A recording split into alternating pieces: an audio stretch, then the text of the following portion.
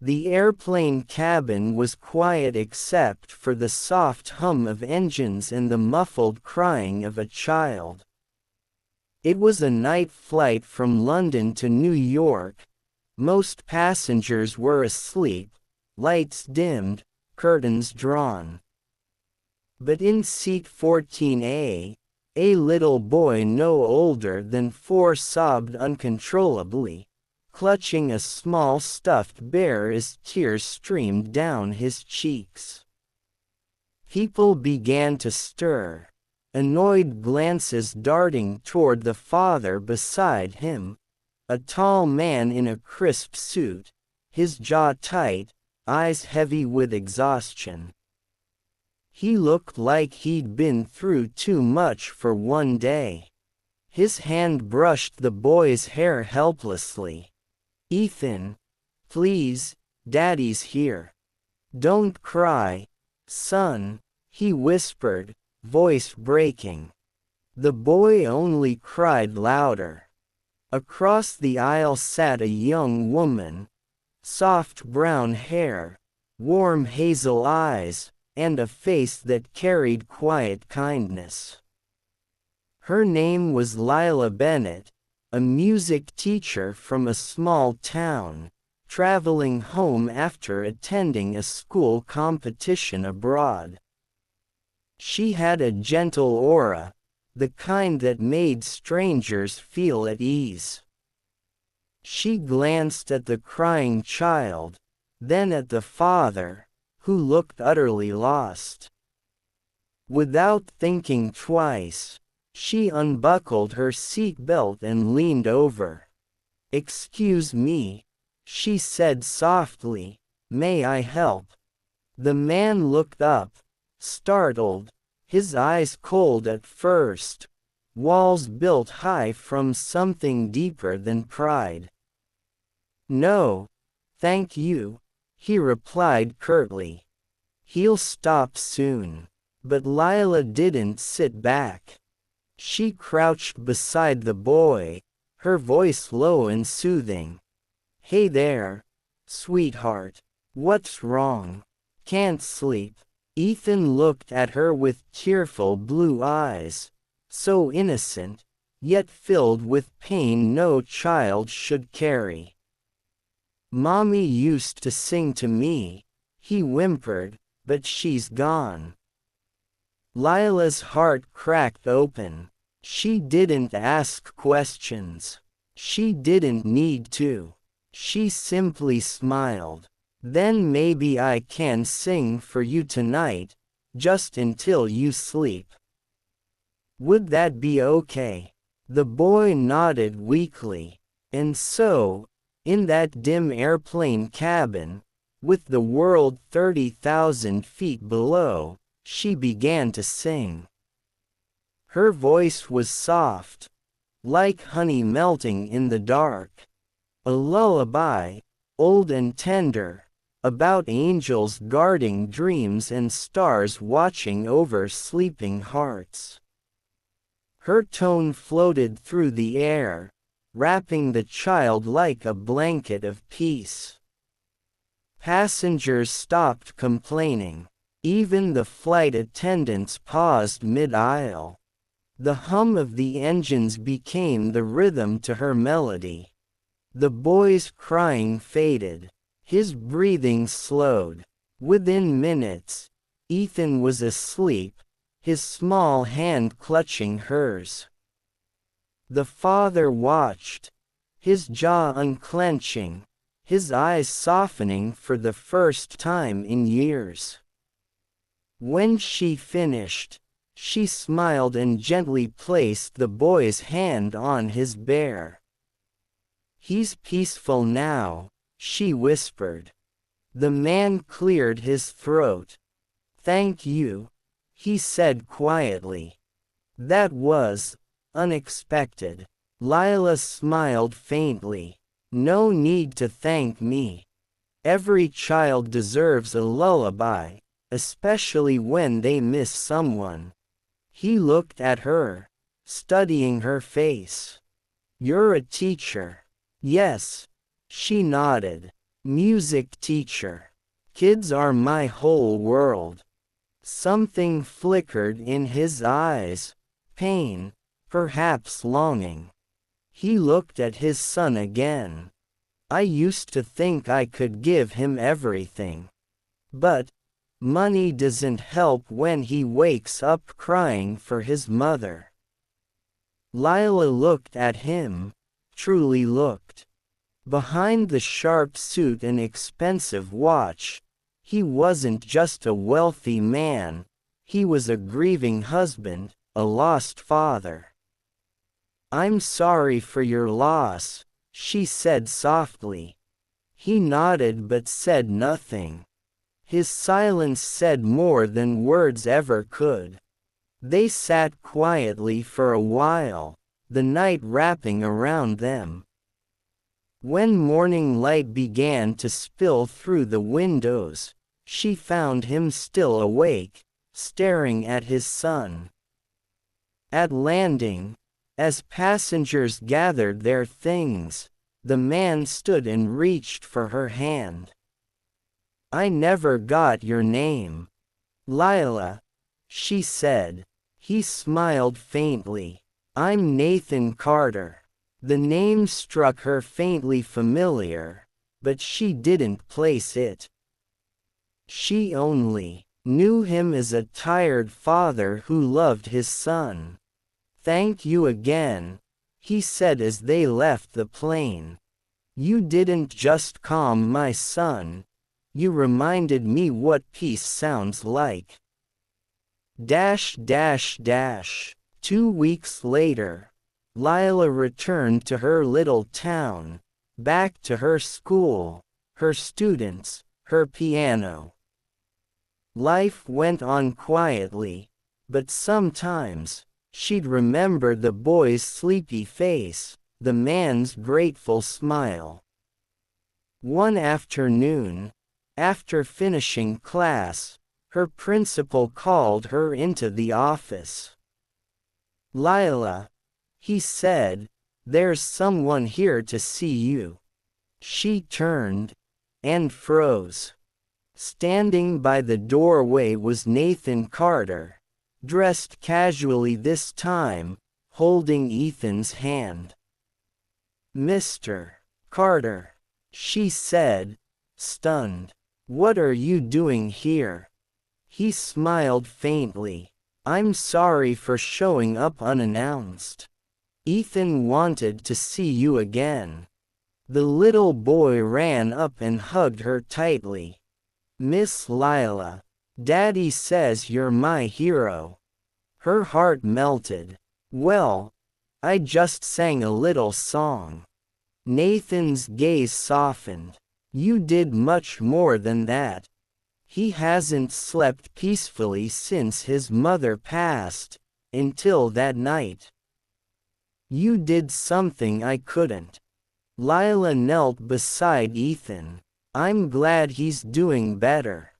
Nathan hesitated, then said, "I also wanted to thank you properly. I own Carter Enterprises. We build schools and music foundations. I'd like to sponsor your music program. New instruments, new hall, whatever you need." She blinked. "Wait. You're that Nathan Carter, the billionaire philanthropist." He gave a humble shrug. "Just a dad trying to give back." She laughed softly, shaking her head. "You don't need to do that. I didn't sing for money." "I know," he said quietly. "That's exactly why I want to help." There was something in his eyes, a quiet admiration that wasn't about gratitude anymore. He stayed longer than expected that day, watching her teach the kids, listening as she played the piano while they sang. For the first time since his wife's death, he smiled genuinely. When the class ended, Ethan sat beside her at the piano. "Miss Lila, can you be my music mommy?" he asked innocently. Nathan froze. Lila blushed, caught between laughter and tears. "Sweetheart, I can always be your friend." But Nathan saw the way she looked at his son, with warmth, not pity. Over the next few months, Nathan visited often, sometimes with donations, sometimes just to sit and listen. They shared coffee after class, late talks about music, grief, and second chances. Slowly, friendship turned into something deeper, unspoken yet undeniable. One evening, during a charity concert Lila had organized, Nathan stood at the back of the hall, watching her lead the children's choir. Her voice rose like light itself, filling every heart in the room. When the applause faded, he walked to the stage, eyes shimmering. "You once sang to calm my son," he said, taking the microphone. "Tonight, you've healed me too." Everyone watched, silent and breathless, as he looked at her with something that resembled love. After the concert, as people left, he found her sitting alone at the piano. "You've brought color back into our lives, Lila," he whispered. "I didn't think love was possible again, until you." Her eyes glistened. "Nathan, I never planned this. I know," he said, smiling gently. "That's what makes it real." He reached out, hesitated, then brushed a tear from her cheek. "I won't rush you. I just want you to know. My son and I, we finally sleep in peace again, because of you." She looked at him, and something deep inside her answered.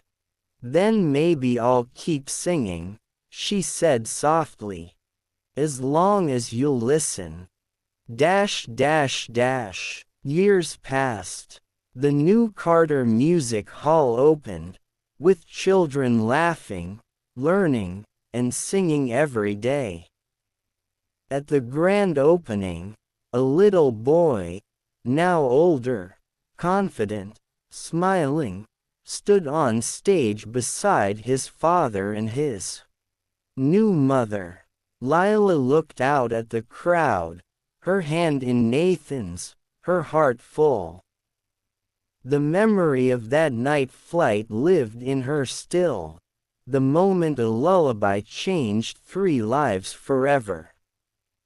As they watched Ethan perform the same lullaby she once sang to him years ago, Nathan leaned close and whispered, "That song saved us." She smiled, tears in her eyes. "No, Nathan, love did." The crowd rose in applause, the lights shimmered like stars, and for the first time since tragedy, Nathan Carter, the billionaire widower who once sat broken on a plane, felt whole again. And somewhere deep inside, the heavens must have smiled too, because a lullaby sung in kindness had turned into a love story written by fate itself. Weeks turned into months, and what began as friendship slowly deepened into something neither Lila nor Nathan could name. Every time Nathan visited the school, the children ran to him, and Ethan clung to Lila's side like she had always been part of his world. But for Nathan, it wasn't just about gratitude anymore. It was about the way she made him feel alive again, how her laughter brought warmth into the cold mansion that had once felt like a tomb. One late evening, he invited her and Ethan to his estate. The mansion stood overlooking a lake, quiet and breathtaking under the silver moonlight. Lila looked around, stunned. "You live here?" Nathan chuckled softly. "Used to.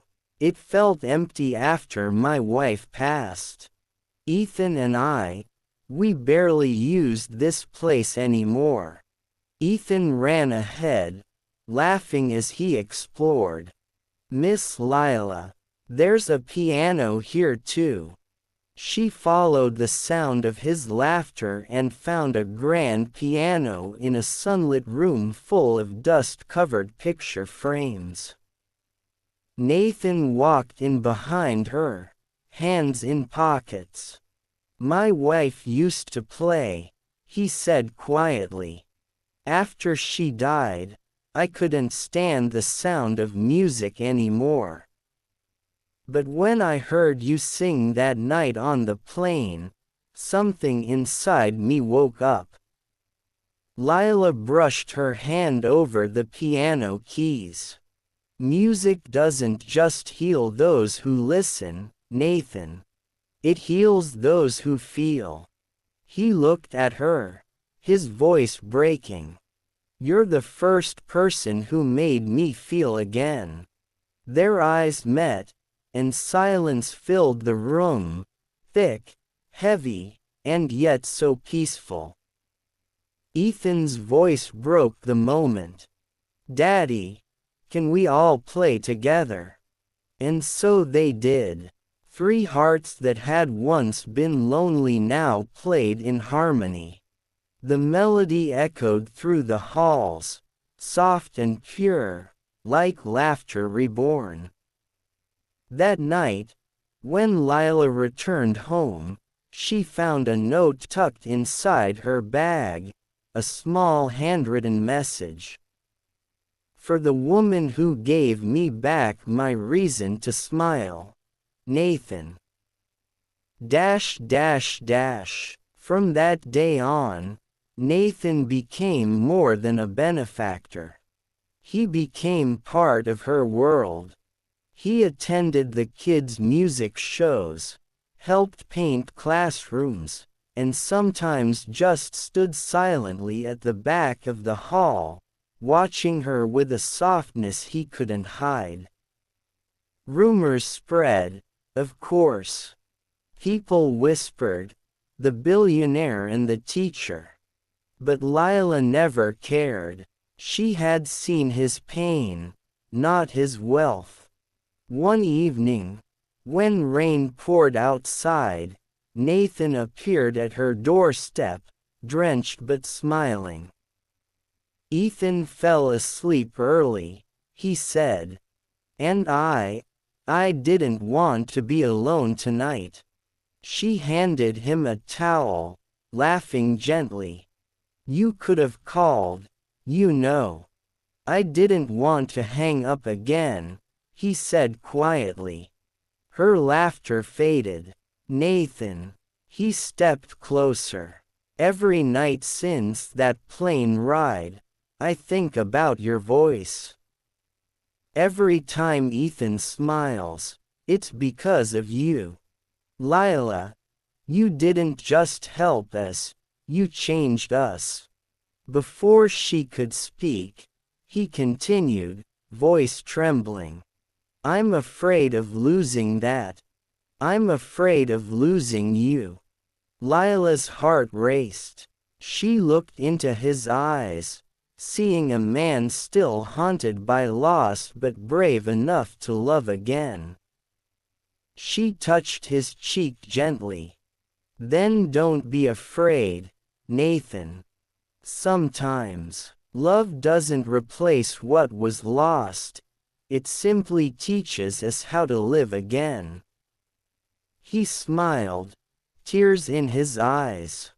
And what if I told you I wanted to live with you, forever? Her breath caught. Nathan. He reached into his pocket, pulling out a small velvet box. I promised myself I'd never love again. But then you sang a lullaby, and it changed everything. I don't know what tomorrow holds, but I know I want to face it, with you. He opened the box. A simple, elegant ring sparkled under the soft light. Lila Bennett, will you marry me? Tears spilled down her cheeks. Yes, she whispered. 1,000 times yes. He pulled her into his arms, the sound of rain wrapping around them like music. Dash dash dash. Their wedding was small, intimate, heartfelt. Ethan stood between them, holding their hands together as vows were exchanged. Nathan said, "You healed my heart when I didn't think it could beat again. You sang my son to sleep when I couldn't. You gave us a home, not a house." Lila said, "You taught me that love isn't found, it's built, one act of kindness at a time." As they kissed, the crowd clapped softly, and Ethan shouted, "Now we're a family." Laughter and tears mixed that day. The boy who once cried on a plane now smiled in his mother's arms. Dash dash dash. Years passed, and the Carter Foundation grew beyond what anyone imagined. Lila's music halls opened across the country, giving children from poor families the chance to learn, dream, and heal through song. Nathan handled the business, she handled the soul. Every year, on the anniversary of their meeting, they boarded a flight together, always the same route, always in the same seats. Ethan, now older, would joke, "Mom, Dad, you're so sentimental." Nathan would smile and reply, "It all started here." And Lila would rest her head on his shoulder and whisper, "A lullaby can change lives." The passengers around them never knew the story, how a crying child brought together two broken souls, how love found them in the sky. Dash dash dash. One winter evening, after a charity event, Nathan looked out over the city lights, his arm around Lila. "Do you ever think about that night?" he asked. "Every day," she whispered. "It reminds me that sometimes God doesn't send miracles wrapped in light. Sometimes, He sends them crying in seat 14A. He laughed softly, pressing a kiss to her forehead. "And sometimes He sends angels disguised as music teachers." She smiled through her tears. "And sometimes, He gives broken men second chances." Ethan called from behind them, "Mom, Dad, come quick." They turned. On the big screen, the children from their foundation were singing Lila's Lullaby. Nathan watched, his eyes glistening. "That song saved me," he said again, voice trembling. Lila looked at him, her heart full. "No, Nathan, love saved us." Dash dash dash. And that was how the story of a song became a legacy, one that lived in every child's laughter, in every note of music that filled the halls, in every father and son who found hope again. It all began with one simple act of kindness, a lullaby sung by a stranger on a plane. Because sometimes, love doesn't walk in through grand doors. Sometimes, it hums softly in the dark, and changes everything. 10 years had passed since that night on the plane. The world had changed around them, but inside the Carter home, music still filled the air. Ethan was now 15, tall, kind, with his mother's calm eyes and his father's quiet strength. Every morning, he would play the piano before school, the same lullaby Lila once sang to him. Nathan would stand in the doorway, coffee in hand, smiling with a kind of pride only a father could know. "You play better than both of us now," he'd say, and Ethan would grin. "Mom taught me," Ethan would reply. Lila would laugh from the kitchen. "Talent runs in this family." But time, as always, had its own melody, sometimes gentle, sometimes cruel. One afternoon, as Lila finished a lesson with her younger students, she felt a sudden weakness in her hands. The piano keys blurred before her eyes, and the room tilted. She caught herself on the edge of the instrument, her breath short. When she looked up, her students were staring, frightened. "Miss Lila, are you okay?" She forced a smile. "Just tired, sweetheart. Go home for today." But the pain didn't go away. It grew, day by day, silently, mercilessly. Nathan noticed. Of course, he did. "Lila," he said one night, his voice heavy with concern, "you're pale. You're not eating. Something's wrong." She tried to laugh it off. "It's just stress. Too many lessons, too many projects." But he took her hand, trembling. "Please, don't hide this from me." That night, after hours in the hospital and an endless silence in the waiting room, the doctor came out, face somber. "It's her heart," he said quietly. "She's been overworking for years. It's serious, but with treatment and rest, she can recover." Nathan's world cracked open. The thought of losing her, the woman who had brought him back to life, was unbearable. He stayed by her bedside for weeks, never leaving, barely sleeping.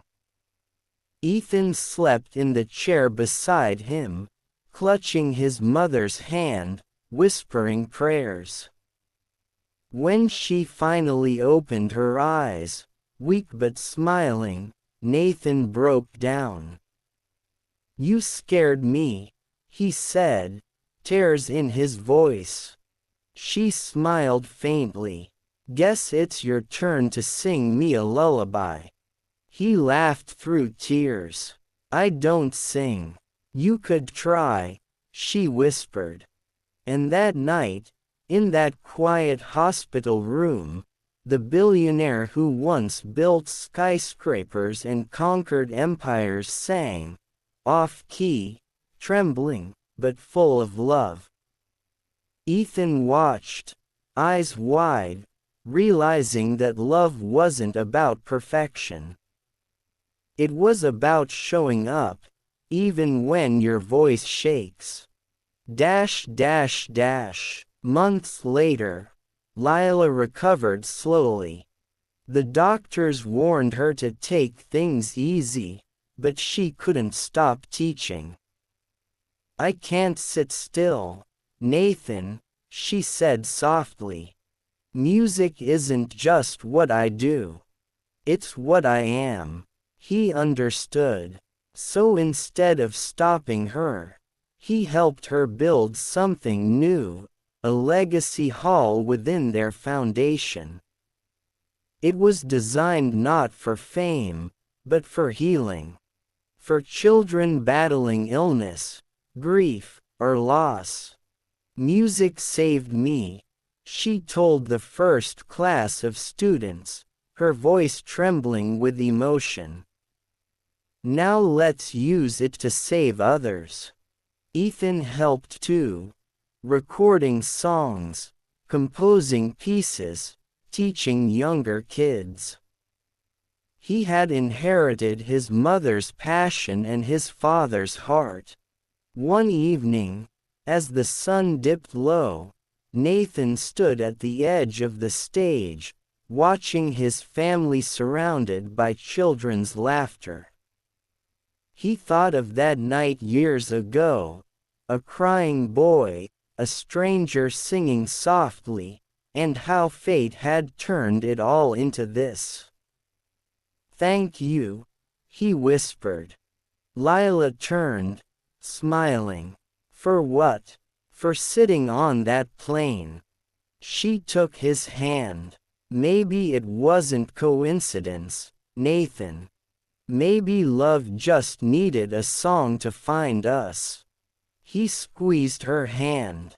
"Then let's keep singing. For as long as we can." Years later, when Lila grew older, her hair streaked with silver, she sat beside her grown son, now a professional musician. "Mom," Ethan said softly, "do you ever regret giving so much to others?" She smiled, eyes glistening. "How can anyone regret love, Ethan? It's the only thing we can leave behind that never fades." Nathan walked in, holding 2 cups of tea. "Your mother's right. The world forgets names, but it never forgets kindness." Lila took his hand, frail but steady. "And it never forgets a song." They sat together, the 3 of them, watching the sunset melt into gold. Ethan began to play softly, the same lullaby that once silenced his tears. As the notes filled the air, Nathan whispered, "Do you hear that, Lila? That's our life's story, in music." She nodded. "It began with a child's cry, and ended with a song of peace." He kissed her hand gently. "And love carried every note in between." When Lila passed years later, it wasn't in sorrow. It was in music. She died peacefully, surrounded by children singing her lullaby, the one that once saved a lonely little boy. At her memorial, Nathan stood on stage, eyes full of tears but voice steady. "She didn't just sing songs," he said. "She was one. A melody that healed hearts and changed destinies. I was just lucky enough to be part of her song." Ethan played the piano that day, his mother's lullaby echoing through the hall. People cried, smiled, and remembered. Because that's what true love does. It doesn't end. It becomes music that never stops playing. And as the final note hung in the air, Nathan whispered. She sang a lullaby to a crying child on a plane, and ended up healing the world.